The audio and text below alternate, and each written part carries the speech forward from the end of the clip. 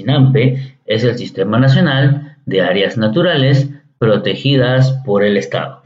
¿Cuál es el objetivo que tiene este SINAMPE? Ahí lo tienes clarito. Dice, ¿sí?, contribuir al desarrollo sostenible del Perú a través de la conservación de muestras representativas de la diversidad biológica del país. Ese es el objetivo. Básicamente estamos hablando de un desarrollo sostenible, ¿sí?, mediante la conservación de nuestra diversidad biológica. En eso se centra el SINAMPE. Ahora, cuando hablamos de este Sistema Nacional de Áreas Naturales, mira, a ver, vamos a tener lo siguiente. Estas áreas naturales protegidas, digámosle solamente ANP, repito, estas áreas naturales protegidas, digámosle ANP, van a estar bajo el paraguas, bajo el manto protector del CERNAM, ¿sí?, que es el Servicio Nacional de Áreas Naturales Protegidas. El CERNAM, repito, es el Servicio Nacional de Áreas Naturales Protegidas, ¿sí? Anteriormente no existía el CERNAM, existía el INRENA. ¿Sí? El INRENA se encargaba de él, pero en la actualidad el CERNAM es el que va a reemplazar al INRENA. Sí, hablamos del CERNAM. Y cuando hablamos de estas ANP, tenemos dos tipos de áreas naturales. Tenemos áreas naturales con estatus de definitivo, ¿sí?, tienen a perpetuidad, y tenemos áreas naturales del tipo transitorio. A nivel de estatus definitivo tenemos 9 tipos de áreas naturales. Cuando hablamos de tipo transitorio, solamente tenemos un área natural del tipo transitorio, bueno, un tipo de área natural, ¿sí? Por ejemplo, si hablamos aquí con estatus definitivo, tenemos 9, como lo habíamos mencionado. Tenemos, por ejemplo, la Reserva Nacional, los parques nacionales, los bosques de protección, los cotos de caza, las reservas comunales, las reservas paisajísticas, los santuarios históricos, santuarios nacionales y refugios de vida silvestre, ¿sí? Este tema vamos a tratar de realizarlo un poco más rápido. Vamos a ver desde este punto de vista. Mira, a ver, reservas nacionales. ¿Qué son las reservas nacionales? Mira, a ver, tienen como finalidad la protección y propagación de la fauna silvestre, donde dicha fauna puede ser explotada, sí, pero únicamente por el Estado. La flora, la fauna, específicamente la fauna, puede ser explotada, pero únicamente por el Estado. Pero hay una condición. ¿Cuándo se puede explotar estas reservas nacionales? Siempre y cuando su condición lo permita, ¿sí? Es decir, esa explotación no lleve al fin de esa fauna, no lleve a la extinción, ¿sí? En ese caso, esa reserva nacional sí puede ser utilizada. ¿Y cuántas reservas nacionales tenemos? Fácil. Tenemos solamente 15 reservas nacionales. Aquí, por ejemplo, tenemos en imagen la Alpaguayo Millana, que queda en el departamento de Loreto y es una reserva nacional desde el año 2004. La reserva de Calipuy en el departamento de la Libertad desde el año 1981. La reserva de Junín, que queda en Junín y Pasco desde el año 74.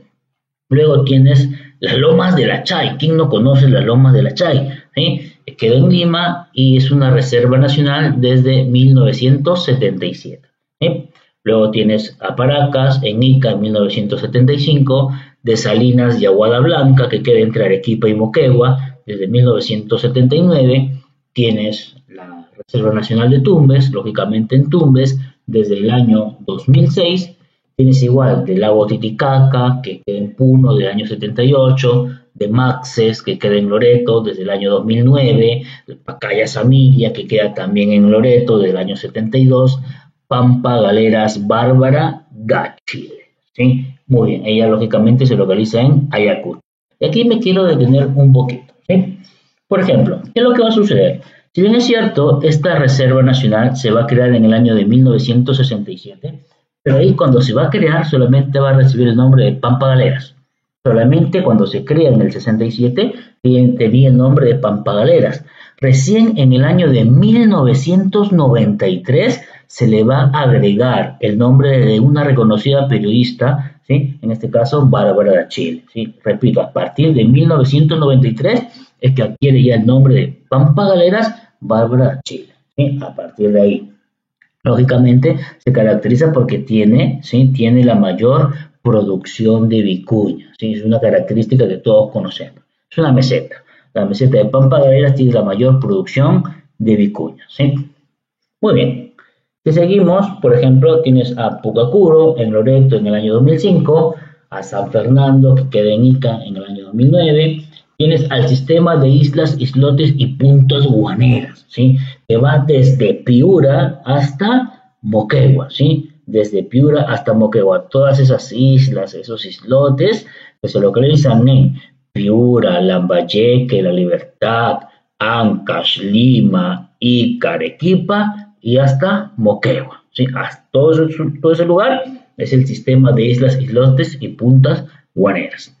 Y la última reserva nacional, la número 15, Tambopata, lógicamente en Madre de Dios, desde el año 2000.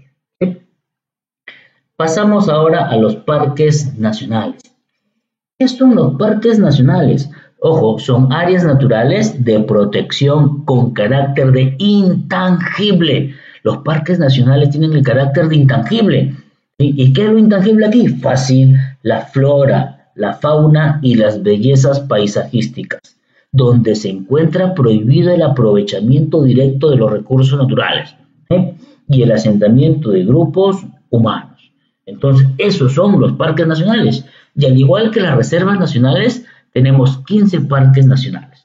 ¿Cuáles son? Fácil. Tienes al Parque Nacional de Yaguas, que queda en Loreto. Muchos de ellos se van a localizar en Loreto, tanto las reservas como los parques. Hay un montón, lógicamente, que se localizan en Loreto. Tienes Alto Purus, entre Madre de Dios y Ucayali, es desde el año 2004. Tienes a Baguajas Sonene, ¿sí? Entre Madre de Dios y Puno, desde el año 1996.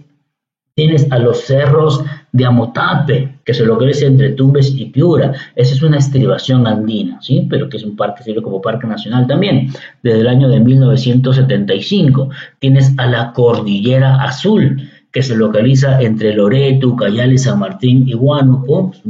Es un parque nacional desde el año 2001. Tienes a Jalcas de Cutervo, que queda en Cajamarca desde el año 61. Tienes a la Reserva del Manu, que está entre Cusco y Madre de Dios, desde el año 1973, y tienes, por ejemplo, también al río Abiseo, en San Martín, desde el año 83. Aquí vamos a mencionar algo, por ejemplo, este parque nacional va a ser reconocido por la UNESCO como Patrimonio Cultural de la Humanidad, ¿sí? Este parque nacional del río Abiseo, repito, la UNESCO lo considera como Patrimonio Cultural de la Humanidad. ¿Desde cuándo? Fácil. Desde diciembre de 1990. ¿Sí? Repito, desde diciembre de 1990 forma parte de los patrimonios culturales de la humanidad. Y de 2 años después, de diciembre del año 92, se le considera como sitio de patrimonio mundial mixto. ¿Sí? ¿Qué significa que es un sitio de patrimonio mundial mixto? Fácil, que es tanto a nivel natural como cultural. ¿Sí? Son las características del río Abiseo. Si pasamos al siguiente Parque Nacional Huepi-Sequime, ¿sí? Que es también de Loreto 2012, tenemos luego el Parque Nacional del Huascarán, ¿sí? Ancash, lógicamente, el año 77. Lógicamente, este Parque Nacional del Huascarán es reconocido también por la UNESCO como una reserva de biosfera desde el año 77, ¿sí? Desde el año 77, ¿sí? Se le conoce como una reserva de biosfera, ¿sí? Y como patrimonio natural de la humanidad desde el año 85. ¿Sí? Muy bien. Y luego tienes a la Cordillera del Cóndor, que queda en Amazonas, el año 2007. ¿Sí? Si seguimos los otros parques nacionales, para completar los 15, tienes el Parque Nacional de Otiche, entre Junín y Cusco, el año 2003, la Sierra del Divisor, entre Loreto y Ucayali, también el año 2003, el Parque Nacional de Tingomaría, que queda en Huánuco, desde el año 65, y el Parque Nacional Yanachaga-Chemillén, en Pasco, 1986. ¿Sí? Perfecto. Pasamos ahora rápidamente a los bosques de protección. ¿Qué son los bosques de protección? Son áreas que tienen como característica permitir la protección de los suelos y el agua, ¿sí? Entonces, repito, los bosques de protección tienen como característica permitir la protección de los suelos y el agua para de esta manera poder conservar las áreas agrícolas. Entonces está enfocado al agua y a lo que es las áreas agrícolas, pero adicionalmente, ¿sí?, poder abastecer de agua potable a todos los centros poblados cercanos a los lugares, ¿sí? En ese contexto, por ejemplo, podemos mencionar el primer bosque de protección, que es aledaño a la bocatoma del Canal Nuevo Imperial. ¿Cuál es la característica que tiene este bosque de protección? Que es el área natural protegida de menor extensión en el país, ¿sí? Tiene como característica, repito, ser el área natural protegida de menor extensión en el país. Solamente tiene 18,11 hectáreas, ¿sí? Tiene poco más de 18 hectáreas. Es el área natural protegida más pequeña del Perú. Luego tienes, por ejemplo, Alto Mayo, que queda entre San Martín, Amazonas y Loreto. Tienes el bosque de protección de Pagaibamba, que queda en Cajamarca desde el año 87. ¿Sí? Luego tienes la reserva, tienes al bosque de protección San Matías San Carlos, al de Puy Puy y al Puquio Santa Rosa. Si hablamos de bosques de protección, solamente vamos a tener 6 bosques de protección, ¿sí? Luego tenemos los cotos de caza. Si hablamos de cotos de caza, solamente tenemos 2, ¿sí? ¿Cuáles son las características de estos cotos de caza? Fácil, son áreas de manejo de la fauna silvestre, ¿sí? Son áreas de manejo de la fauna silvestre en tierras que le pertenecen al Estado o en su defecto en tierras privadas, ¿sí? Para lo cual debe existir una infraestructura adecuada para la práctica de la caza deportiva, ¿sí? Entonces, mira, tenemos básicamente 2 en el Perú, el angolo y Sunchubamba. Nos interesa un poquito más el angolo. ¿Por qué nos interesa un poquito más el coto de caza del angolo? Fácil, porque es el único coto de caza oficial. Sí, el angolo es el único coto de caza oficial en el Perú donde se practica la caza deportiva regulada. Sí, acá hay una práctica de la caza deportiva regulada, siendo la especie más importante para dicha caza, ¿sí?, el venado de cola blanca, ¿sí? Ahí tienes en imagen precisamente el venado de cola blanca, ¿sí? Muy bien, se localiza este coto de caza en Piura desde el año 1975. Y el otro coto de caza en Cajamarca desde 1977 también maneja el venado de cola blanca, pero el más importante en este caso es el angolo. Luego tenemos las reservas comunales, ¿sí? Si hablamos de reservas comunales, tenemos 10 reservas comunales. Tienes, como puedes observar en la imagen, tienes Airopay en Loreto, Amaracaeri, que queda en Madre de Dios, la reserva comunal de Ashaninka entre Cusco y Junín, ¿sí? Y ahí precisamente donde vamos a mencionar lo siguiente. Característica básica de las Ashaninka. Mira, a ver, lógicamente tú y yo sabemos, ¿sí?, que los Ashaninka constituyen el grupo indígena más numeroso de la Amazonía peruana. Eso lo sabemos, eso es por cultura general. Nosotros sabemos que los Ashaninka constituyen el grupo indígena más numeroso de la Amazonía peruana. Pero si estamos hablando de las reservas comunales, ¿sí?, podemos decir lo siguiente dentro de la Ashaninka. Las comunidades nativas, ¿sí?, son de la familia lingüística del arawak y pertenecen a los pueblos Ashaninka, los Machigüenga y los Caquinte, que mantienen un fuerte vínculo cultural con sus territorios ancestrales y se involucran en la conservación de sus recursos naturales. Precisamente cumple con lo que es una reserva comunal, porque no te olvides que una reserva comunal son áreas reservadas para la conservación de la fauna silvestre, en beneficio de las poblaciones contiguas, grupos étnicos. Entonces, eso es una reserva comunal, ¿sí? Repito, áreas, ¿sí?, para la conservación de la fauna silvestre en beneficio de las poblaciones contiguas. En este caso, los Ashaninka es una población contigua a dicha zona. Por eso, es una de las más importantes. Tienes el Chayunaín, ¿sí?, que queda en Amazonas, el Sira, el Huimequi y el Machigüenga, que los había mencionado cuando estuvimos hablando de los Ashaninka. Luego tienes Purus, entre Madre de Dios y Ucayali, tienes el Tutanay y el Yanesh, ¿sí?, entre Paso, que queda en Paso. Y pasamos nosotros a las reservas paisajísticas. Por ejemplo, tienes a la Reserva Paisajística Nor-Yauyos-Cochas y a la subcuenca del Cotahuasi. ¿Qué es una reserva paisajística? Lógicamente son áreas donde se protegen ambientes, donde existe una relación armoniosa entre la naturaleza y el hombre, ¿ya? Donde existe, sí existe o debe existir en todo caso, una relación ideal entre lo que es la naturaleza y el hombre, ¿sí? ¿Quién no conoce la Reserva Paisajística Nor-Yauyos-Cochas? ¿Verdad? Creo que básicamente todos la conocemos. Se localiza entre Lima y Junín, ¿sí?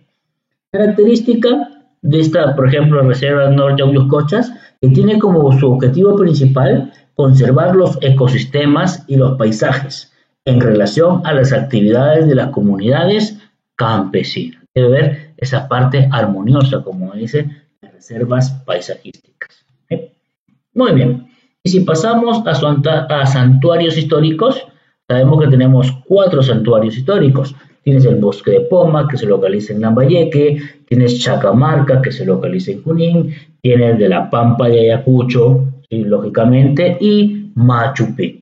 Su mismo nombre lo dice, santuarios históricos, ¿sí? Nosotros sabemos que son áreas destinadas a proteger con carácter de intangible, ¿sí? A proteger con carácter de intangible los escenarios naturales donde se han desarrollado acontecimientos gloriosos de la historia nacional. ¿Sí? Bien, pasamos ahora a los santuarios nacionales. Tenemos 9 santuarios nacionales. ¿Y qué son los santuarios nacionales? Fácil. Son áreas destinadas a proteger la flora, a proteger la fauna y las formaciones naturales de interés científico o paisajístico, ¿sí?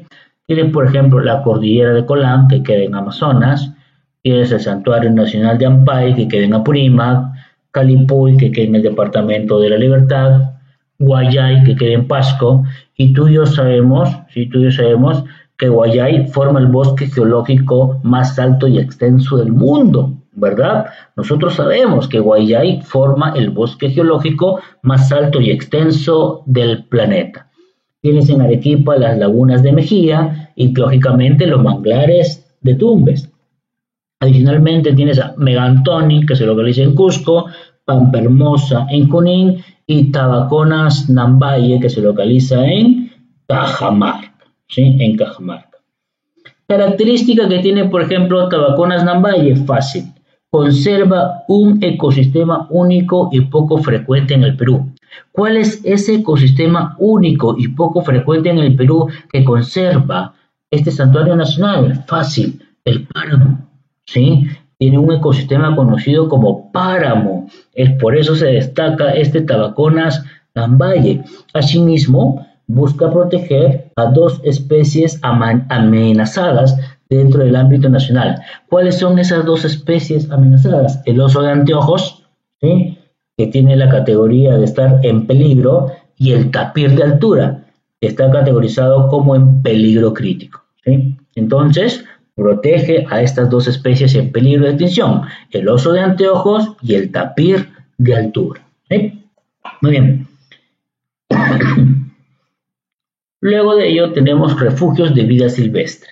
Tenemos 3 refugios de vida silvestre. Tiene los bosques nublados de Udima, la Quipampa y los pantanos de Villa. Lógicamente, los refugios de vida silvestre, ¿sí?, buscan garantizar el correcto mantenimiento y recuperación de los hábitats y poblaciones determinadas, ¿sí? Entonces, repito, busca garantizar el correcto mantenimiento y recuperación de hábitats y poblaciones determinadas.